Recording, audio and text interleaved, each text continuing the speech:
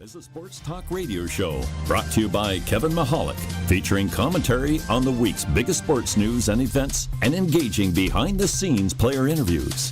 While specializing in Philadelphia sports, 2Close2Call will also discuss issues and events happening on a national scale. 2Close2Call airs Tuesday from 1 to 2 p.m. and Saturday and Sunday from 8 to 9 a.m.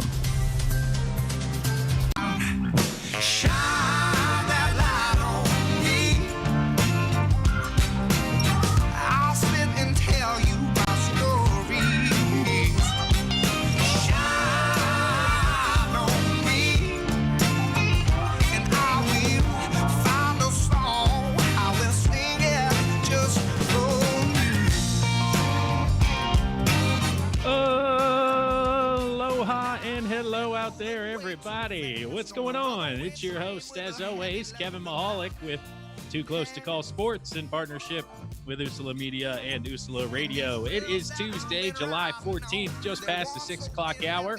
Hopefully everybody out there is having a lovely start to the week. The weather has been cooperating thus far. I guess a little bit of rain coming later in the week, but you know what? So be it. It's been a beautiful couple of days.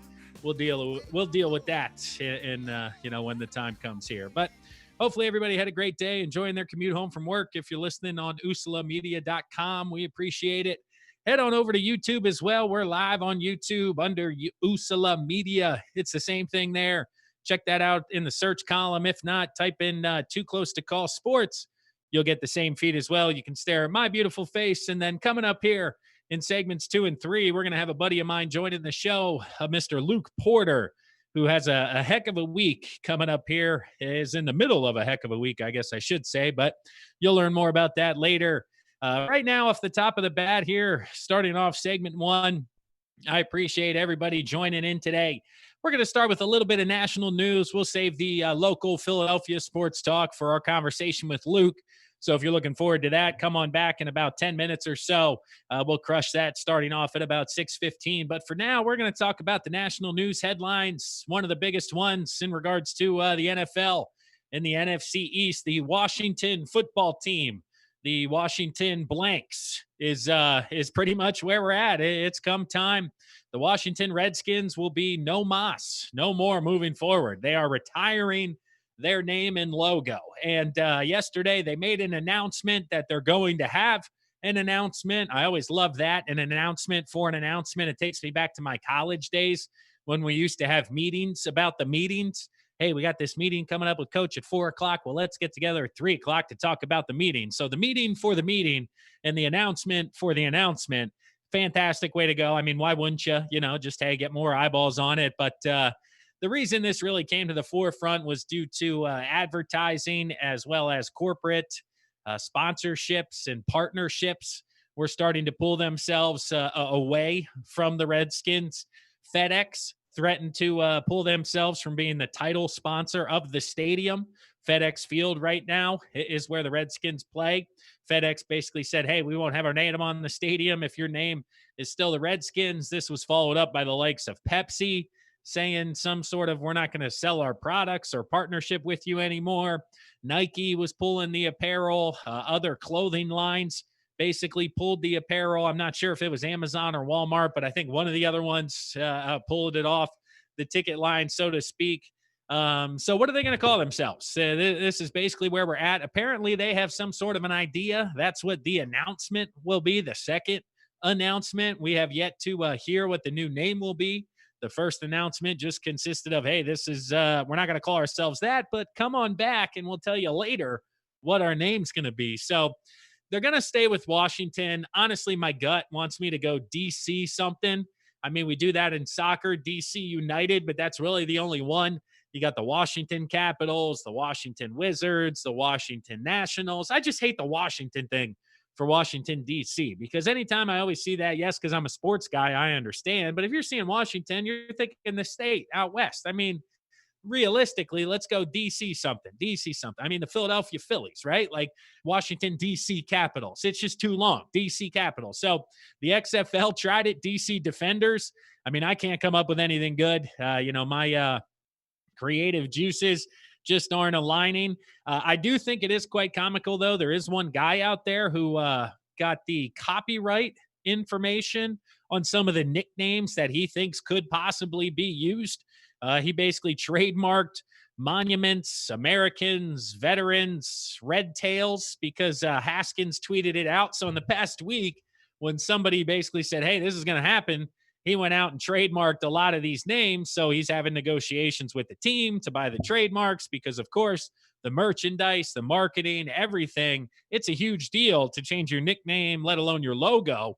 So combining both of them is just a lot to deal with in Washington and a big decision moving forward. So Dan Snyder's probably sitting there talking with Ron Rivera across the table. It's probably like King Arthur's table, just a huge table across from each other. And one of them's like, what do you think about the Red Hawks? The other one's just like, no good. And then he's like, hey, I'm Daniel Snyder. Write it down. No good. So I don't know. It's just, I don't know what the heck they're going to be. Red Tails, Red Hawks, Monuments, Americans, something. But hopefully by next week, we'll have an answer. The Cleveland Indians are going this route as well. They're going to change their nickname. The Spiders is a big one for Cleveland because they used to have a baseball team in the late 1800s called the Spiders. You got the Rockers, the Rock and Roll Hall of Fame, anything on Lake Erie, Lake Monsters, Eries, something like that. I don't know what they're going to go with either. That's not my jam, picking the nicknames. So far, the Braves have come out and said, hey, we're not changing our name. Florida State Seminoles have yet to have this discussion. But the first domino is falling here right into the second one with the Redskins and Indians kind of leading the charge moving forward on changing their names. But across the NFL as well, there were a few contracts that were released, a few extensions, I guess I should say. We talked about Cam Newton signing as a free agent, but these two gentlemen are big-time extensions, both defensive linemen. One of them I teased last week. We talked about Patty Mahomes getting $500 million. The way the contract was structured, this may allow them to sign Chris Jones. Well, here we are. A week later, defensive tackle Chris Jones, 4 years, $80 million, $37 million due at signing, 60 of the 80 guaranteed, $5 more million in incentives. This guy's had 33 sacks and 61 career games, just an animal up front. And like I said, Mahomes said, hey, structure it this way. Let's get my man Chris Jones continuing to eat, continuing to just be trouble. He was a big deal in the Super Bowl. He didn't have any sacks, but caused a lot of chaos in the backfield for San Francisco. So he gets 4 years and 80, 60 of it guaranteed. That means 3 out of the 4 are 100% guaranteed. And that last year will essentially be, hey, if you're still performing, we'll do it. If not, we'll cut you and save some cash. But at least 3 years in Kansas City for Chris Jones. So they fortify that defense as the offense continues to just be a juggernaut. And Kansas City isn't going anywhere, ladies and gents. So that Super Bowl champion is looking to repeat next year, that's for sure. And some of the breaking news that has come out here in the last couple of hours this afternoon, Myles Garrett and the Cleveland Browns signed a 5-year, $125 million extension. So, yes, that Myles Garrett, the same one that tore the helmet off Mason Rudolph and then tried to use it as Thor's hammer and hit him on the top of the head with it, getting suspended. People are talking about aggravated assault. Well, that same guy who's an absolute freak of a human being, a physical specimen, he's probably an alien. I mean, you have to be to look like that guy. 5 years, $125. This on top of, I believe, at least one more year of control. So it's at least a 6-year deal, if not a 7-year deal where he'll be under control. The $25 million per year is the most for any defensive player or the most for any non-quarterback. I mean, even offensively outside of the quarterback position, that's the highest annual salary. He advances or surpasses Khalil Mack, who was at $23 million with the Bears. Bears. $23 million for Khalil Mack, $25 for Myles Garrett in Cleveland. So they're banking on him setting up that defense, continuing to be competitive. If Baker Mayfield could ever get his head out of his tuchus and put it together, they may be onto something there. But Garrett, the highest paid defender, whoo, baby, we'll have to wait and see who's next up in line there. But that one was a little bit out of the blue. I mean, I don't follow Cleveland day in and day out, but I certainly didn't see the highest contract for anybody not playing a quarterback coming out of, Cleveland camp here this week. So certainly a surprise, but hey, shout out to the Browns, man. Go for it. I'm okay with the Brownies being good. I'm gonna be honest with you. I don't know that many Brownies fans. One of my dad's friends is a big time Browns guy, but they've never been good in my lifetime. Run them in with the Steelers. I know more Steelers fans than I knew Browns fans. So Baltimore, I got some buddies down there. I'd be cool with the Brownies cleaning up there in the AFC North. So let's go, Myles Garrett. Let's turn this into a double-digit sack here, here in 2020. Oh, man. But transitioning away from the NFL here, coming up on the final minutes of segment number one, the NBA, man, what the, geez, okay, let's start over. The NBA, Russell Westbrook tests positive for the coronavirus. There's a couple other individuals who haven't traveled down to the bubble and or opted out, but he's the latest individual. He never made it to Orlando because of Texas and what's going on. He got it down there in Houston before he made the trip. So we'll see how he recovers, if it'll lead to any sort of fatigue or any issues early in the bubble playoff or regular season, I guess. Basketball's playing 8 games of the regular season, which that's so stupid, but we don't have time to get into that right now, but it's so dumb. Just play the playoffs. I mean, I know you want the monies, but come on, what are we doing here? So the NBA going to the regular season, but they showed up at the bubble this past week, and a lot of NBA players didn't look good this past week. There was a lot of complaining, a lot of moaning about the bubble, a lot of pictures early on of the food they were eating, and there were comparisons to the Fire Festival. If you guys saw that documentary on Netflix or Hulu, either one, doesn't matter, but it wasn't close to that, okay? I mean, these are millionaire players who have been at that level for a long time in some cases. Other times, rookies, young kids, you haven't seen as much out of them. But a lot of these veterans who are used to a certain style of living have come out and basically come across as a little bit tone deaf to what's going on, because they're tweeting out the Kraft mac and cheese in the little can where you put the water, throw it in the microwave. Then you got salads, fruit, this, that, and the third. And they're like, oh my God, how am I going to eat this? And I'm like, dude, that looks like a solid freaking lunch, man. I don't know what you're complaining about. We got a crap load of people across the country out of a job. You're down there in a $1 billion bubble in a little inflatable pool cold tub that you're making for yourself, chugging beers, JJ Redick, and you're complaining with cornhole and you're fishing on the docks and everybody's bonding. And now I'm getting issues. I don't think so, man. It wasn't a good look. And somebody definitely got to him, because after the first couple of days, a lot of live streaming, a lot of here's what the deal is. It's kind of shut down here over the past 48 hours because somebody definitely got in their ear and we're like, hey, knock it off. There's how many millions of people out of work looking for their next meal, trying to figure out how they're going to pay your mortgage. You're getting millions of dollars to be in a $1 billion bubble with a free meal anytime you really wanted, free entertainment.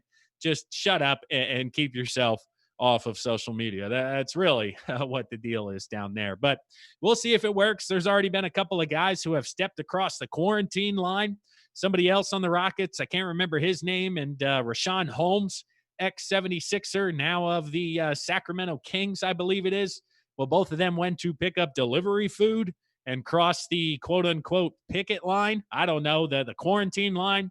So to get the food, they now have to be quarantined in their rooms within the bubble for 10 days. So I don't know what type of food you got. Was it Applebee's, Buffalo Wild Wings, Ruth Chris? What'd we go with? But hopefully it was worth 10 days of not leaving your room. You can't practice. You can't be with the guys. Can't do anything. So it's just craziness. And if somebody does that, imagine if like Ben Simmons did that during the Eastern Conference Finals, forgot about it, got delivery, and all of a sudden, bang, he's out for 10 days. It would just be absolute chaos. But, oh, crap. That'll wrap it up here for the first segment of Too Close to Call Sports in partnership with Usula Media and Usula Radio.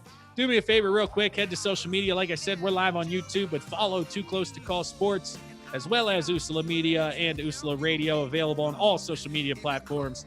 We appreciate everybody listening out there, as well as everybody who listens to the podcast on demand on Apple Podcasts, Too Close to Call Sports. But we'll pause right now for a word from one of our sponsors. But when we come back, my friend Luke Porter will be joining the show, and we're going to have a great conversation around Philadelphia sports. So stick around, everybody. This is Too Close to Call. I am Kevin Mihalik. We'll be right back.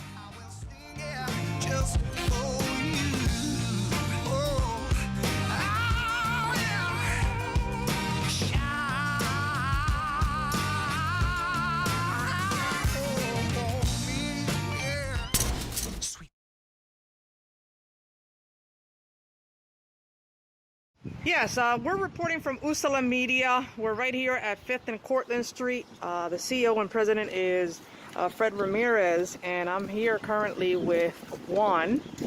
Juan is a committee person at the 42nd Ward, 3rd Division.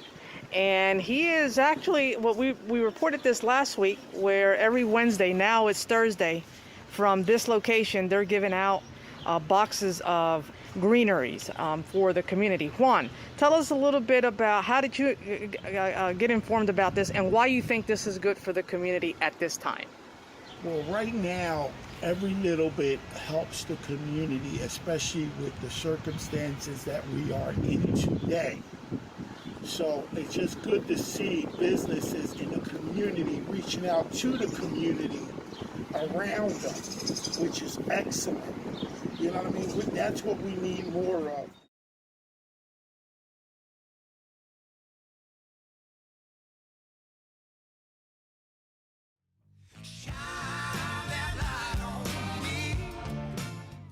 All right, welcome back, everybody. It is your host, Kevin Mihalik, with 2Close2Call Sports here on Usala Media and Usala Radio. Tuesday, July 14th, just past 6:15 here. Hopefully everybody's enjoying your commute home. If you have the ability to head to YouTube, check us out. We got a lovely face joining me here on the program, a friend of mine. As always, he's been on before. It's been a little bit, though, so I wanted to bring him back. And fortunately, he's actually right in the middle of one of the biggest weeks of his life, one of the busiest weeks of his life, and he's taking the time to join us here, and that's my buddy Luke Porter. So everybody welcome Luke Porter here. He's getting married this upcoming weekend. We got a round of golf for a bachelor party on Friday, and then he just turned, what'd you turn, 21 on Tuesday? I wish. Yeah, I have the old 32-year-old bones now. Attaboy. Still 31 here, so you'll have to let me know how it is in 6 months or so. Everything seems to creak a little bit more. That's it, dude. Snap, crapple, pop, right, in the morning. But, yeah, dude, wanted to have you on. We got a lot going on in Philly sports here, man. So, we'll get into it here. I have you for a couple of segments. I asked you up front. I said, hey, dude, we got too much. We're not fitting it in 15 minutes here. And especially with the recent news out of Bird's camp, somehow football is 2 weeks away from actually like being a real thing again, if they can figure it out, which is nuts. But Jason Peters is back in the fold, man. He re-signs, but you had to make sure you read the fine print because ... he'll be playing right guard, dude. What are your thoughts there? Were you surprised? I mean, clearly he's had some pretty big injuries over the past few years. He spent, his whole entire career as one of the best in the game, protecting the blind side, and he's getting up there now. And I think that it's a good move that'll, prolong his career a little bit. And it's definitely going to be a need for the Eagles, after losing Brooks to the torn Achilles. So I think with all of the experience that he has, I think that he's going to be able to transition over there pretty well. And I think, what you really have to look at is how is he going to be versus the other options that are out there. And I think for a guy that is clearly going to know everything that's going on with the team and has clearly been, one of the best in the game for a long time, that his transition and his ability to play alongside that line that he's already going to know so well, I think is going to transition pretty well. Yeah, and you hit on it, man. Everybody's pretty much saying that this is a direct correlation to the Brandon Brooks injury. And if that wouldn't have happened, Peters probably still wouldn't be here. There was obviously conversation around potentially bringing him back anyway, whether or not Dillard's the guy, what's the deal there. And now with Peters basically saying, yeah, I'll play guard for you. I want to keep playing. But, looking at his stats here, Porter, I'm staring at a 16-year or so career here. And the only thing following it is LT, man. So Dillard did it in a week, going from left tackle to right tackle, and told you to write a novel with your left hand instead of your right hand. So Peters has a little bit more time to figure it out. But right, obviously concerns going from the left to the right, or you think he'll just be fine because he's sandwiched between Lane and Kelsey? I think there are going to be some, growing pains. It's clearly it's not an easy transition. Basically having to learn how to do everything from the other side, and it's going to be I think difficult at first, but I think with the skills that he has, I think that he's going to be able to, learn quickly there. And then, I think that, with where he is in the line, he's going to have a lot of help from two really experienced guys on either side of him. And I think that that's going to be able to help with any of the, growing pains that they might take. But I think it's going to work out. But yeah, it might be a little iffy at first, but I think that they'll be able to take care of it. You think we'll still get the false starts? The pandit Jason Peters. Jason, he didn't say hut yet, and they called you that time. But you think we'll get one of those between Kelsey and Lane? We'll just see the guy just pop. Yeah, we got to have the happy feet. Unbelievable, dude. He cheats so much, and they call him like once a game, and they could call him like 3 more times. I loved it. Dillard's got to learn that skill for sure. But the only other guy, right? So in the past couple of hours, I don't know, you just got home from work or not if you didn't see, but Myles Garrett signed the biggest deal for any non-quarterback in the NFL history, 5 years, $125. And when I first saw the numbers, I thought, oh man, Cleveland signed Jadeveon Clowney to a huge deal. He actually signed it. Then I clicked on the article, realized it was Myles Garrett. So Clowney's still out there, dude. The word is he's turned down Miami and Cleveland because he wants to play for a winner. So right, you're the Birds, dude. Are you making a move? Is it a money thing or is it a Clowney thing? Like, what's going on here? And he's going to get paid quite well, and not as well as he thought, which is why he still doesn't have a job. That's true. But he no matter wherever he's going to go, he's going to get paid something. He's been saying that he would go somewhere on a 1-year deal. If he goes and plays for a 1-year deal, he's basically going to be taking up the remaining cap space that the Eagles have in order to sign him. But they're at like 20 now after signing Peters, just to tell the listeners who aren't sure. So that's right. What he wants. People are hoping it gets to like 10, and then the Birds could make a move. Yeah, that would be wonderful. Yeah. I would say if it's at 10, then you're going to take him on. You're going to take on his personality and see if you can make it work. But I wouldn't be doing it at 20. I think that's too big of a risk and a price tag for that. Yeah, because the problem is with the cap next year, no fans in the stands. Nobody knows. For the first time, it could go down. Usually it goes up like 6-7 million. You can roll over cap from 1 year to the next. So the Birds could use this year's space next year, where they are right now in pencil about 45 to 50 million over in cap space, just due to contract language and structure. But Howie always wheels and deals, dude. He's one of like the only guys in the league where you look at that, but I'm not concerned. He's got to figure it out. He always does. So that's just the conversation they're having, is this year compared to next year with Clowney's ROI on field production. Right. That's we're gonna have to see how he can go and work his magic with that, because it's definitely going to be taking a few different moves and be able to pull your sleeve. Your Brandon Grahams, you'll get all those guys restructured. But hey, man, that's a few months from now. Hopefully, there's a football season in between all of that stuff. I like where they're at. I don't know if they're going Clowney, but Peter's playing guard. It's going to be interesting for sure, dude. But transitioning here, wrapping up the second segment. You yourself, people looking at you right now on YouTube may not think it, but you were actually on the B-ball squad at Lower Marion, former home of Kobe Bryant, RIP. But yeah, dude, you were what, an ace? Or you guys got multiple nicknames? What's the deal there? We were the Aces and the Bulldogs. Yeah, I don't really know why we had two names. Nickname, one on the right, one on the left. How did we do that there? How did we decide? Flip coin? It was sport to sport. So for basketball, we were the Aces. Okay. For most sports, we were the Aces, but then just randomly for a couple sports, we were the Bulldogs. And that one, I never really got a firm answer on that one. We're 8-1 as the Aces, and we're 7-6 as the Bulldogs here. Let's go with the Aces, It's like wearing what color uniform, right? Like that's exactly right. But yeah, dude. So you're a hoops guy, man. You played, you get it. The news the last couple of days out of Orlando, specifically talking about the Sixers here. Ben Simmons has gone from the 1 to the 4. Brett Brown came out, big spiel. They love Shake Milton at the 1. Ben Simmons was there because they didn't have anybody else. Was kind of Ben's explanation, or Brett Brown's explanation on why the move. So you like Simmons back to the 4? Did you like him at the 1, dude? How you feeling there?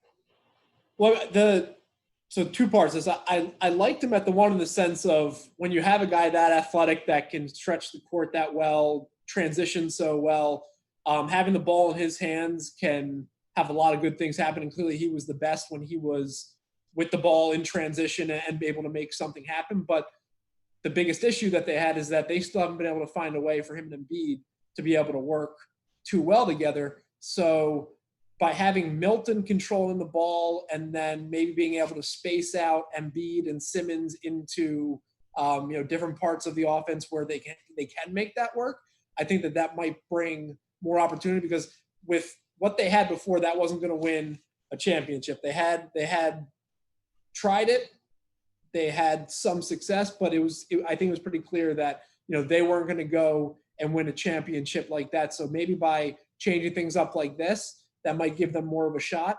I hope so. But yeah, it'll be interesting. I think there are a lot of things that he can do. Clearly, shooting still not being one of them. But yeah, that's right there, jumping in there, right? So I'm with you on all of this, dude. I'm thinking out loud. Hey, people are playing off of Simmons. We're getting into the playoffs. They sag, dude. He's really not effective as a pick and roll guy with the ball. So you get Shake Milton in that situation. But where I'm looking at it as the only concern offensively is every time the ball goes down to Embiid, they're going to double him with Simmons' guy, because if he kicks it to Ben, he ain't shooting it. The only other option is to go right back to the rim, because nobody's going to help on Simmons, so you're not going to have the rotation kick out 3 as an option.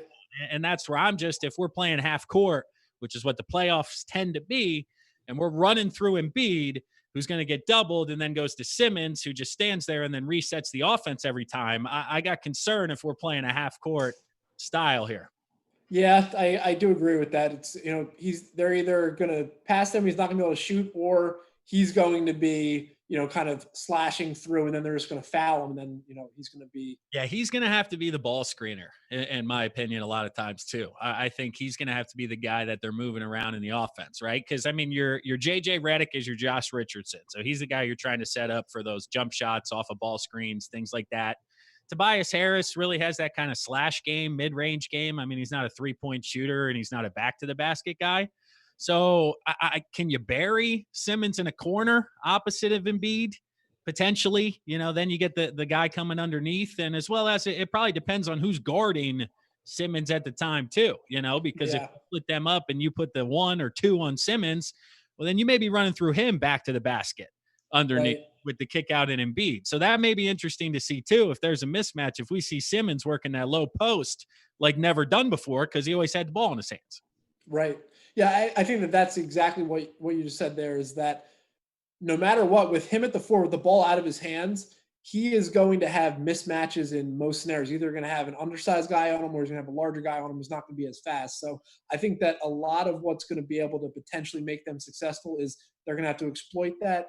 They're going to have to be able to have him moving around and kind of keeping a defense from being able to just sit there and double Embiid. And if they can do that effectively, if Brett Brown can come up with some sort of scheme that's going to be able to really focus on that, then that can cause some issues for the defense and make their offense hopefully a little bit more productive and less stagnant in the half. I do just can't wait to watch him run like a freaking deer, man, off a miss. That's going to be fun. But it's that half court off a make that they could struggle. But you get him running the floor, dude, even without the ball on the wing there. Oh, I'm not getting in the way. I'll tell you that. So, dude, last one here, wrapping up the second segment. Last Sixers thought. They were 28-2 at home. I don't have the numbers in front of me. And then like 10-24 on the road. It wasn't that bad, but it was bad, right? It was the largest disparity in the history of the NBA since they had gone to the 82 game schedule. Well, now we got a neutral site in Orlando.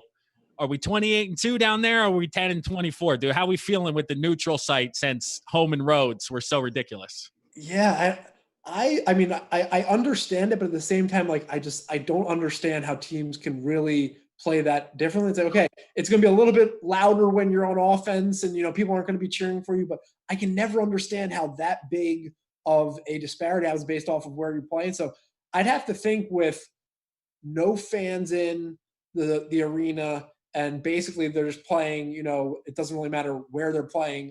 I'd have to think that it's going to be pretty neutral. So I think that has to favor them.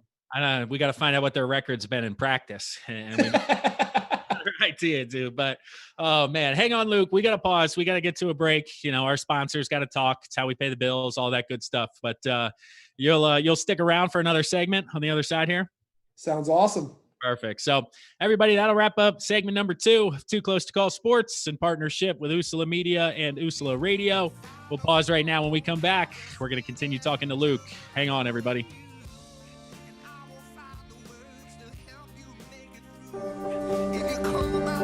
Being prepared is a part of who you are, but it's especially important in the case of a disaster. Be informed about possible emergencies in your area. Make a plan that covers where you'll go in an emergency. Build a kit with the things you need to survive. There's no one more capable of planning for your situation than you. Start your plan today. Go to ready.gov/myplan.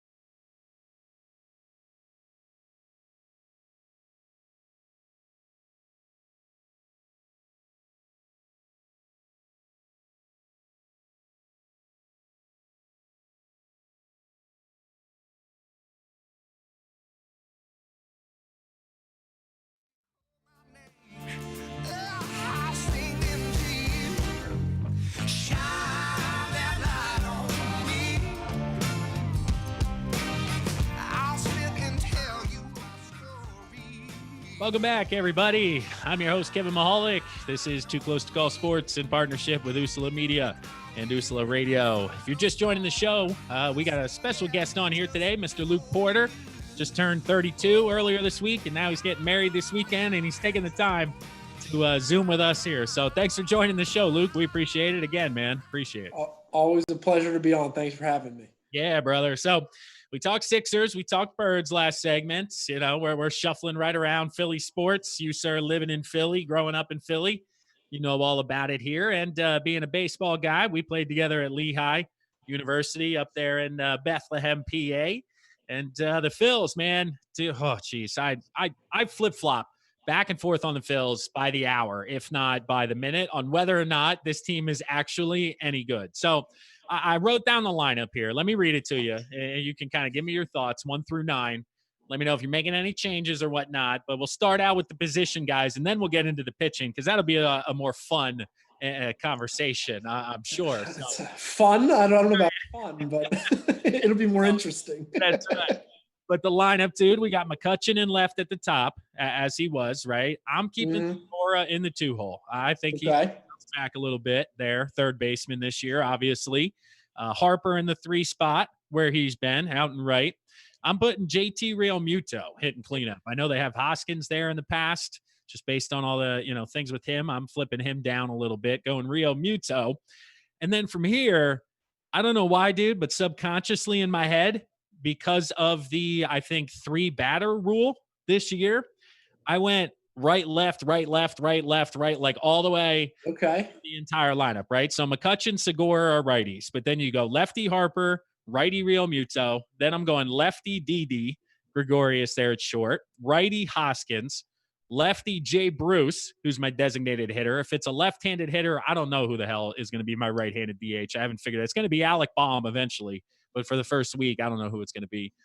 Then you're going righty Scott Kingery, and then switch hitter Roman Quinn as kind of a second leadoff there down in the 9-hole. So, dude, sounds like runs, man. Am I not right? Like, what are we doing here? That lineup gets me so excited now. Yeah, that happened. Come on! I felt like that happened last year, though, when they got Realmuto and Harper. It just ended up being the same. So, but I mean, I think Kingery.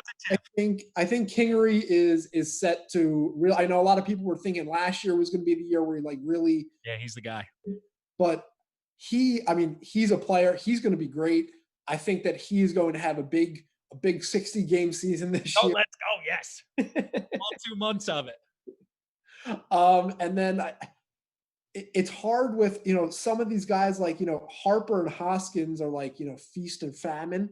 Yeah. And so much of it is just going to depend for this year of are they going to be hot for most of the season and at the right time or not? Because I think especially with Bryce is usually starting off pretty cold. Is he going to be able to get where he needs to be? But I mean, clearly our offense is going to be the strong point of our team. If they want to have any chance of doing anything in the NL East, it's going to be coming from offense, not from pitching. For sure. Yeah. And dude, while you're talking, I'm thinking about my lefty situation. Depending on how it overlaps, I'm probably throwing Andrew Knapp behind the dish and then putting Rio Muto at the DH slot, depending on who the pitcher is and who likes working with. But, that's an option to get the guy 60 games worth of at-bats and not 60 games worth behind the dish there. But we teased it. You touched on it, man. We'll start with the rotation before we kind of get to the bullpen. And the rotation, here it is again, dude, right? So I talk myself into it. I talk myself out of it, right? So number 1, Aaron Nola, I'm good with. We're good there? We're good? Okay. So we're good there. Even though happy about that. Cool, right? So number 2, dude, Zach Wheeler. First half, Zach Wheeler, like a 5 ERA. Second half, Zach Wheeler, though, was like low 2s, Cy Young-ish style of stuff. So what are we getting out of Wheeler, in your opinion? So, again, he's a guy that's had some injuries, and he can be very hot and cold. But like you said, in the second half last year, I think that he had like 7 of 8 starts where he had 1 run or less. It was nasty. The guy when he's on is a frontline starter. He has to stay healthy and he has to work on his consistency because, like you had said, when he's off, he's brutal. And it's going to be the full 60 either way, dude. First half is 60, second half is 60. So we getting good or bad Wheeler, dude? Come on, I don't need this either one. Let's go. I'm going to have to hope. I'm praying for good. Let's go. Yes. That's going to be the Philly fan in me. Got to pray for good. But I was down here. It's going to happen. We're good. We're good. I was happy when they signed him. I do think that he has a lot of ability, and I think if he can get that, to be even just slightly more consistent, he's going to be someone that can really help them. And if he gets hot at the right time, then you really have 2 frontline starters there. Right. So that's what we're saying. 1-2 solid. Then you come to Jake Arrieta, who, if we're not trying to throw high fastballs and the down and away fastballs back with Mr. Price, the bullpen coach, dude, I'm not saying Cy Young Arrieta. I'm saying under 6 ERA Arrieta. And then we have 1, 2, 3. Okay. All right. Not bad. Right. Arrieta is a 3. Is he cooked? You don't. It hurts. You're not confident. You think? No. I don't think he has it anymore. Come on. I don't think he has it anymore. All right. So you're giving me Wheeler, but not Arrieta, is what you're telling me. Yeah, I have faith in Wheeler. Arrieta, I think he's going to be high 4s, like at best. He's gonna be like a 4.5 or like 4.5 to 5 at best, I think. Damn it. God, I hope you're so wrong, but that's fine. But dude, Zach Eflin, Joe Blanton 2.0, or is he any good? Eflin at the end of the rotation, the guy is going to go out there. He's going to throw strikes. He's going to, he's not going to be amazing, but he's a guy that's going to shows flashes of amazing. He can be good, but he's not going to be someone that you just give him the ball and you say, okay, let's go score a run or two and we're going to win this game. He's going to be keeping you in games. He's going to give you quality starts, and you can give up 3-4 runs in his start, and that offense, that's what you really are asking for from your pitching staff. The number 5, I got Vinny Velo, because Nicky P got shelled again, apparently, in a Monday inter squad, like 5 runs in the second inning or something like that, based on the report. So I'm throwing him in the bullpen. Spencer Howard is going to be the guy coming up, but based on service time manipulation, for those of you who don't know out there, 1 day equals just under 3 So instead of like 21 days, it's 7 that he's got to be held down, which is essentially one start. One start, yeah. If you look at it. So missing 4 innings, 5 innings for one start and 65 pitches, so be it for another year. Yeah, I'll take that. So, but dude, have you seen him? What are your thoughts on him? Do you know anything about the kid?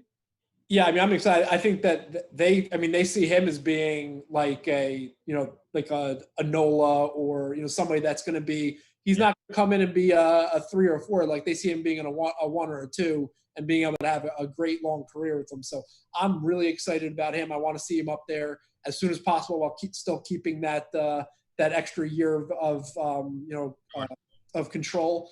But yeah, I think that he's going to immediately improve what they have here, because Velasquez at the 5, another guy, he's got great stuff, but that guy gets hurt, basically when the wind blows. And I think that he's just so inconsistent too that you can't be relying on him to. Hey, come on, Porter. We're going divisional round.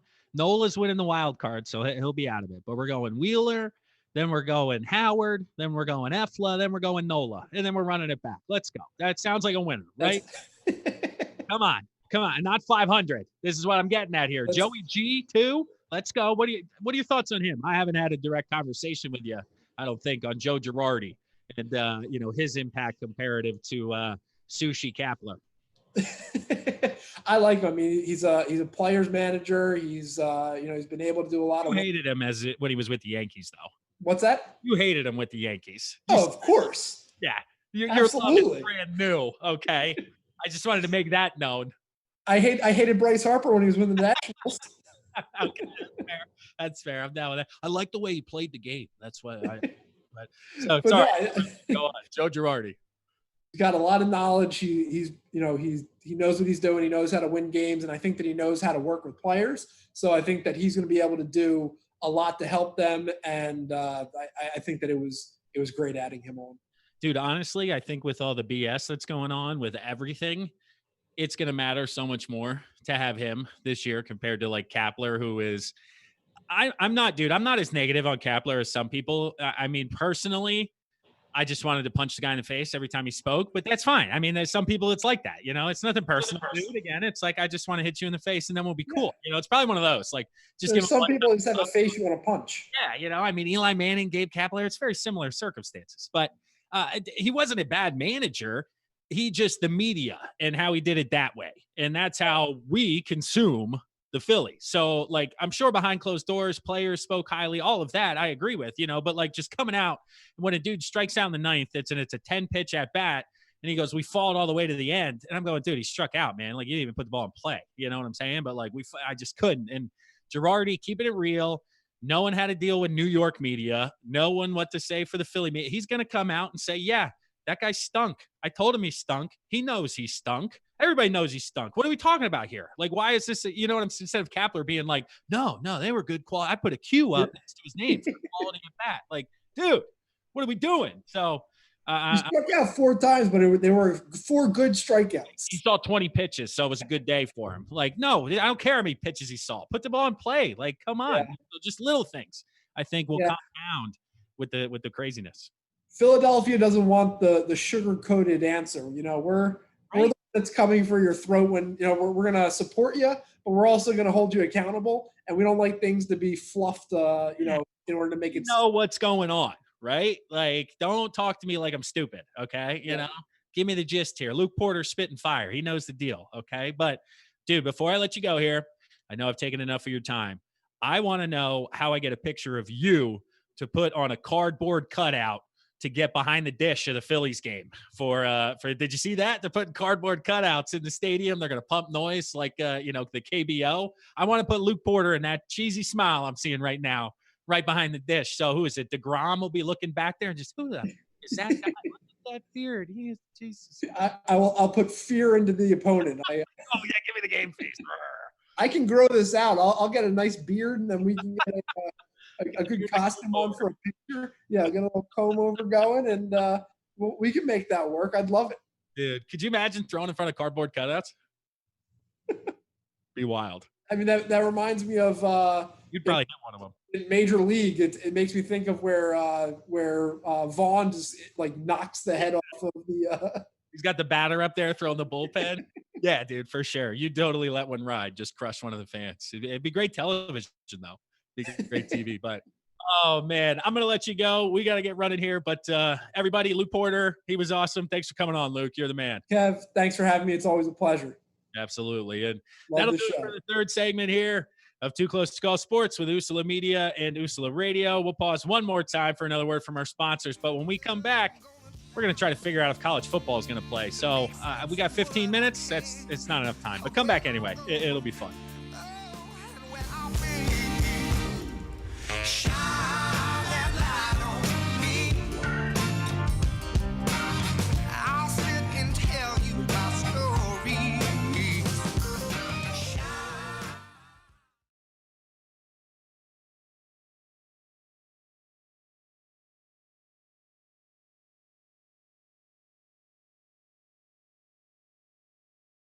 I came out in the 11th grade.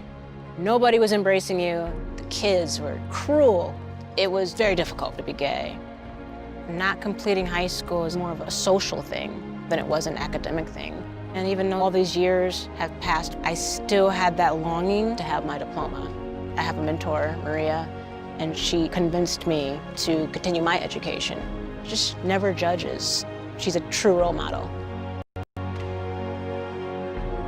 From the depths of my heart, I thank you, Maria, for being a friend and a beautiful person. No one receives a diploma alone, and I'm honored to share this moment with you. Thank you. If you're even considering getting your high school diploma, go get it. You can do it.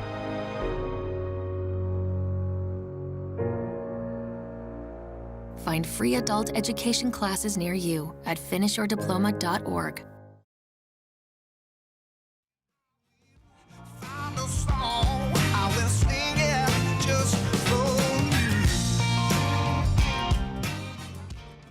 What's up, everybody? Welcome back to Close to Call Sports on Usala Media and Usala Radio. I'm your host, Kevin Mihalik. It is just past 6:45 here on Tuesday, July 14th. Hopefully everybody got home safe from work, is now cooking up some grub at home. What you got cooking? I don't know. I may go some chicken after the show here, grill it up outside, maybe go some greens, beans, potatoes, tomatoes, greens, beans, potatoes, tomatoes. So, it is what it is. Veggie burger, who knows? Get a little fancy sometimes. Throw the veggie burger on there. But welcome back, guys. I'm going to ask you right now. I usually do it at the end of the show, but honestly, I'll probably forget today. So head to social media, check out Too Close to Call Sports, as well as if you're listening to this live on the radio or on YouTube, head to Apple Podcasts or Spotify. I think we're on Pandora even. Maybe not. That one was tricky. The only one that's fighting me is iHeartRadio.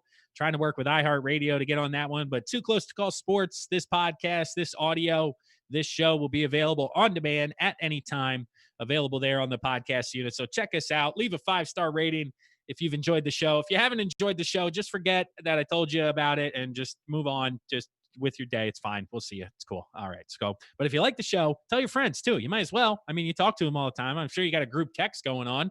Just drop this link. There's a little arrow, click share, 3 dots, messages, bing, bang, boom. Now it's going to Brenda, Linda, and Karen, and we're good to go. I mean, come on, let's go. Share the link. But, oh, man, wrapping up the show, the final 10 minutes or so here, coming down the stretch. What is there to talk about? Well, the next big story that everybody's trying to figure out here, and that decisions are coming up at the end of the month, is whether or not we're going to have college football, because it's come out recently, probably 48 hours or so now here on a Tuesday night, that the Ivy League was the first conference to say, hey, no sports in the fall. I don't care who you are, football, swimming, gymnastics, volleyball, whatever's in the fall, we're not having it. No sports. Okay, cool.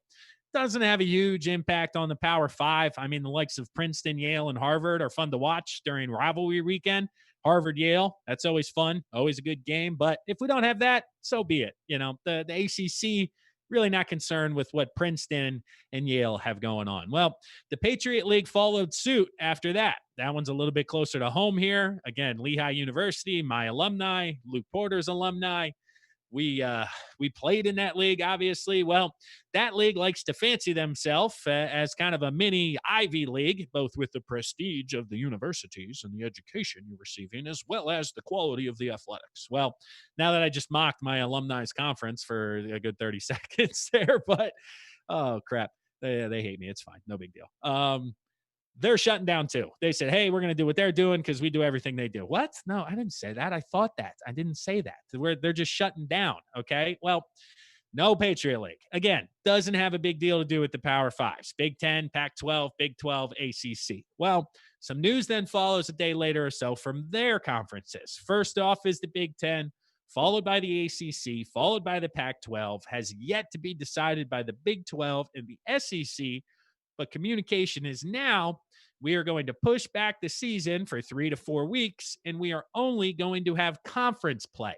There will no longer be the game of Pitt-Akron. There's no longer going to be Michigan versus Washington. Alabama was playing somebody, I think. I don't know. USC had somebody on the docket. But all of these games take place the first couple of weeks during non-conference action before you get into October, November of the conference slate. Well, this is now what teams are looking at, right? Normally it's 10, 11, 12 games, probably 12. Now you're going to get into the month of October and November.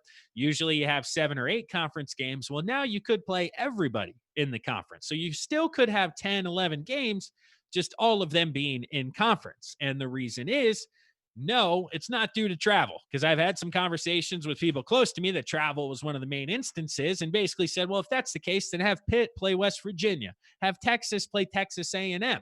Those teams are not in the same conferences, but very close in proximity. So obviously that didn't make sense, and that argument went right out the window. Well, now comes the, how do I say it? The logistics of being able to manipulate the schedule. That was pretty good, actually. I think I said that well. So the ability to manipulate the schedule within conference if there is a coronavirus outbreak in a particular segment of the country. So if there's a city in which one of the universities is located and they don't feel it's safe to play that weekend, you can easily correlate an additional weekend to get all games in and still align inter-conference play. It won't be, well, they got an out-of-conference game. They can't play you this weekend because they're playing Appalachian State. Well, that's not the case anymore. So you can finagle and make it work whichever weekend possible. That leads to still playing in September if you want to add additional conference games. I don't know if they're looking at it that way. I think, again, maybe looking at September 26th as opposed to August 26th, maybe the week after Labor Day. That's when the NFL typically opens up. So if the NFL is going to be playing, you would assume that college football is going to be doing everything in their power to play with the Power 5 conferences. And honestly, I'm okay with the all interconference schedule. I do enjoy rivalries out of conference, and this has become much more prevalent due to the recent restructure of all the conferences, because the likes of Texas A&M aren't in the Big 12 anymore, so they don't play every year. That game the Friday after Thanksgiving was awesome. Pitt, West Virginia, Pitt, Penn State don't play because they're somehow in the ACC, Big 10, and Big 12, and yet they're all within a 2-hour radius of each other. So somehow they don't have that entire market in one conference. I don't understand it, but this could lead to that ultimately down the road. I mean, I didn't think I was going to get into any of that conversation here, but as I'm stumbling upon the thought, continuing moving forward, there's potential, and you heard it here first, if it happens in 3 or 4 years. But if this virus really does cause a lot of, chaos, extended chaos, the vaccines don't work, we're looking at a year, 2 years, I think the power conferences will restructure based on location. I think you will get Penn State, West Virginia, Pitt, Ohio State, Cincinnati, who else? All in one conference, the Midwest. Then you'll get the Northeast, and the kind of like the NFL, do it geographically moving forward. But here we are on July 14th. Training camps not that far away. In the NFL, it's a couple of weeks. College soon after that. So what's my prediction on what we're going to get here? Well, I think we're going to try to play in college. Honestly, I think they're going to plan to play just conference games starting in the middle of September. But it's really up to the kids whether or not they're on campus. This is one of the more challenging conversations, because if you have a campus or the university saying, hey, online classes only, no students on campus, and then you ask the football team to come on campus and play, even though their school is online, it's a little bit tricky. I don't know if you're going to win some of those arguments, and some mamas and some papas may not be real pleased what you're doing with their baby. You know what I'm saying? Mom and dad make them knocking on Nicky Saban's door saying, hey, yo, this ain't cool what you're doing with my baby, running him out there, even though he clearly can't be on campus getting a soda pop from the machine. So I don't know, man. It'll be fascinating to kind of see. But again, I don't think the Ivy League, the Patriot League, that really has any, implication on what the rest of the squad's going to do. The SEC just came out not too long ago and said at the end of July, they'll probably release a statement with what's going on. They're going to be a little bit more detailed there, oriented. The ACC, Big Ten, a little bit more proactive in regards to canceling non-conference games. So it really is a wait and see. I hope we have college football games. Then obviously the domino continues to fall. Will there be high school football? I mean, we're going to get professional sports due to the monetary side that comes along with it, the revenue for all the television, the streaming rights, all of that style of, the business of sports. You get into college. Yes, it's still a business. Yes, there's still a ton of streaming rights, but just for those top conferences, those top universities. Again, the Ivy League and Patriot League aren't losing any money because they can't put their games on television, to where ESPN, SEC, CBS Game of the Week 3:30 would certainly have some conversations around it. And then you get down to high school. This is where there's no television money and where the concern comes in. If the kids can't go to class, so there's only 5-10 kids in a class, how are they going to play football? It'll be fascinating to kind of see here, but we're going to get an answer sooner than later. It's crazy. You look down, it's July 14th. The NFL showing up in 2 weeks, kids not long after that. So only about 2 more episodes until we'll have our answers moving forward here. It's going to be wild. But one little tidbit I did want to drop on you guys as we're getting out of here today. I had in my notes to do earlier, but didn't get there. The New York Mets are up for auction. Not auction. They're up for bid, purchase. I don't know. You can put in some money if you want to buy the Mets.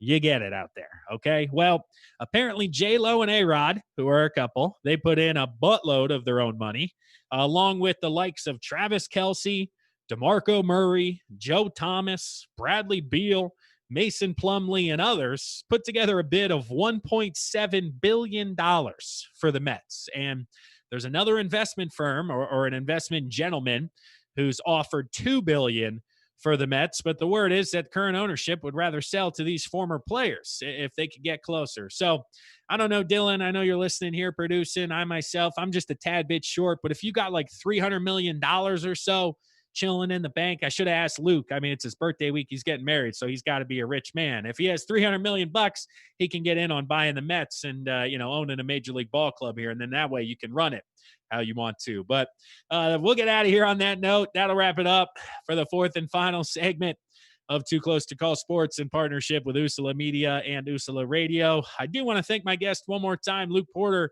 for joining the show earlier. We had a great conversation through Philly sports, got through a lot of topics, a lot of good stuff, man. Finally, sports are getting closer. We actually have stuff to talk about. Let's go. Sports. But anyway, I'm your host, Kevin Mihalik. Check us out on social media. Give us a 5-star review on the podcast. Please help us out. It's 2020. You guys know the drill. Content producers here at Usala, Too Close to Call. We love each and every one of you out there. But enjoy the rest of your week, everybody. I am Kevin Mihalik. We'll talk to you again next Tuesday. Peace.